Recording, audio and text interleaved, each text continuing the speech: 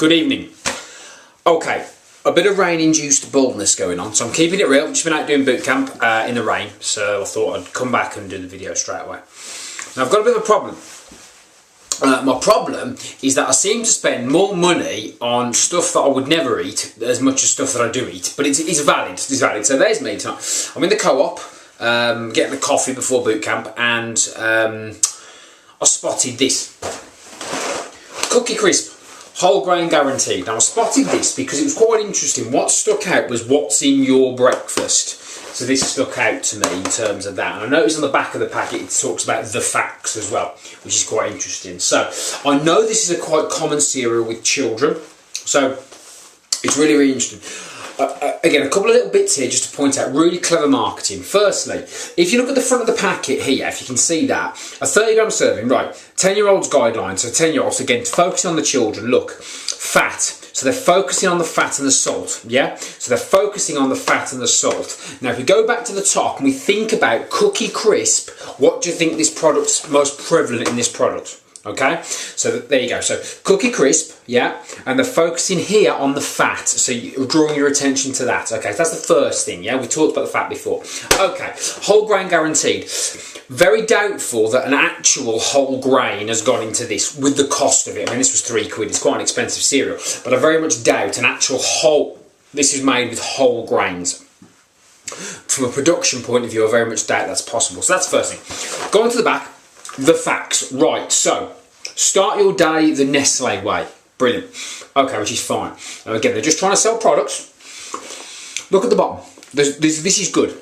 Comparisons, so if you can see that, I'm not sure, let's get this actually camera around a little bit. So we can see that, right, let's zoom out a little bit. So you've got there 3 comparisons. The first one is white bread with margarine and jam, which is 372 calories, 23 grams of sugar, 17 grams of fat. You've then got your bowl of Cookie Crisp, I don't know if you can see that, 176 calories, 16.2 grams of sugar, 3 grams of fat.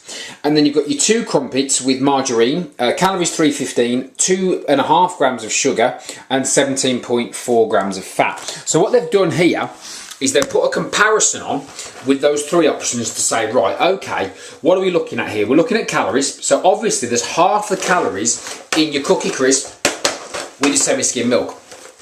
Going down a little bit here, if we look at the sugars, in this particular one, including the milk, there's 16.2 grams of sugar.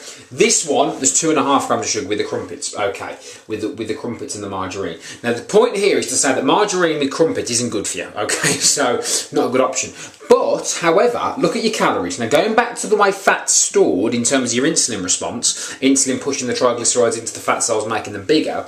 Would you rather have the Cookie Crisp at 16 grams of sugar or the crumpet at 2.5 grams of sugar, irrespective of the fat? Because whether or not this is omega-6 from the margarine, which again, you eat too much of that, it can increase inflammation in the body, that's not the point. But in essence, from a healthy point of view, you're probably better off having the crumpets because of the sugar. So the sugar's the stuff that's making you fat. So if there's loads of sugar per serving here, per bowl, you're looking at, yeah, 16.2 grams. Again, glucose syrup being in there, very high, very sweet, creating an addiction for the kids. The kids aren't going to eat 30 grams, for one, and secondly, it's creating that addiction through the sweetness of the product. So in essence, what they've said is here the facts, and they're talking about vitamins and iron, which are just getting totally stripped out and washed away because of the sugars. Now I know this is a popular thing with children. Now think about it, when we get the kids inducted in early with these products, in terms of the sugary cereals, what tends to happen is that the dependency, gets created then, which is very hard to shift. And it starts here. So in essence, what they're actually doing is pointing out from a calorie perspective